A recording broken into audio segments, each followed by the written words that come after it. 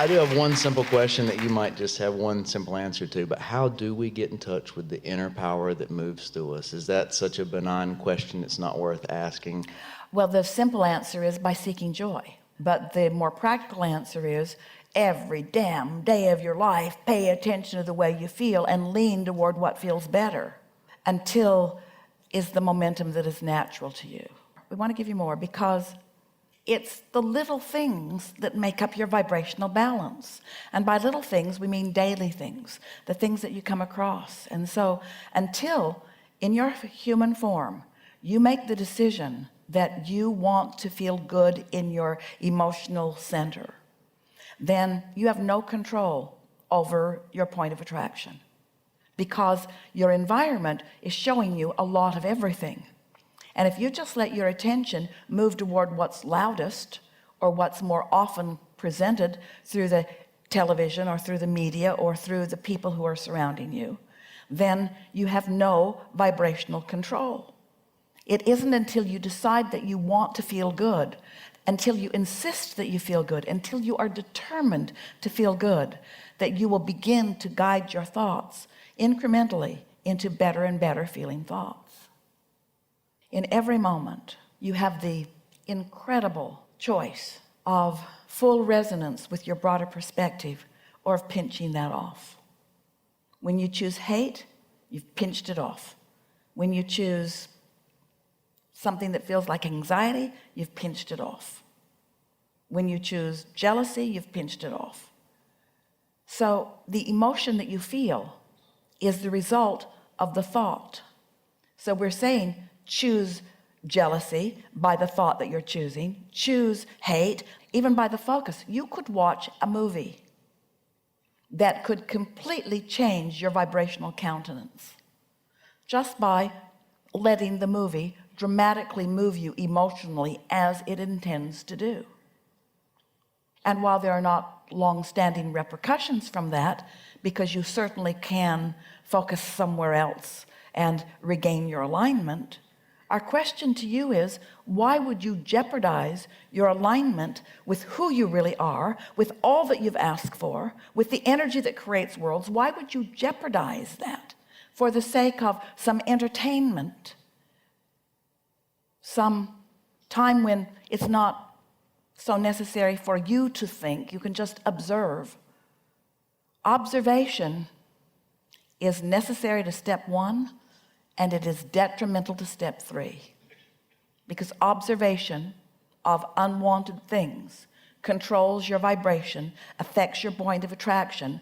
Then you get more of it, which then is easier to observe. So at some point you must suspend your intoxication with seeing it and hearing it and smelling it and tasting it and touching it, and make a decision, a determination that how you feel is what matters most. And it won't take you more than about 30 days of that being your dominant intention before you are predominantly in concert with who you really are. And then when you have one of those step 1 moments that is now a step 5 moment, because you're not beating up on yourself about it, you understand it, you see. Can you hear what we've been talking about all day here today? We're talking about focus, of course. Everything is about focus. We're talking about a blending of the non-physical world and the physical world to some extent.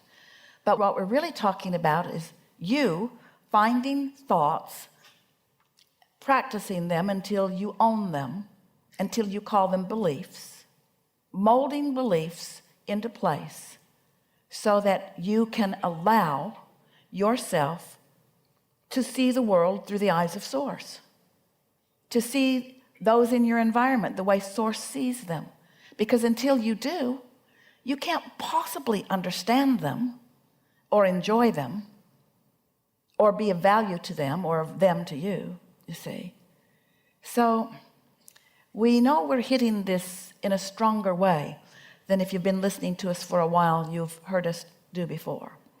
But you live in times where there is so much that is getting your attention. And as you give your attention, you are often losing your connection. And then you're making your decisions without your resources. when you're in alignment with who you are, not only do you have clarity and inspiration, but you are continually renewed. In other words, there is a replenishing mode that keeps you feeling good all of the time. As you find yourself mentally depleted or physically depleted, it's because you've been focusing in a way that you've pinched yourself off from the resources that are always available to you, you see. And there's no right and wrong in it. It's just, once you understand it, it's sort of like being out in a day, moving about, feeling thirsty, and not going to the replenishing water. Just knowing that you're thirsty, but never going for a drink. Acknowledging that you're thirsty, but never going for a drink. Well, you can get away with that for a little while.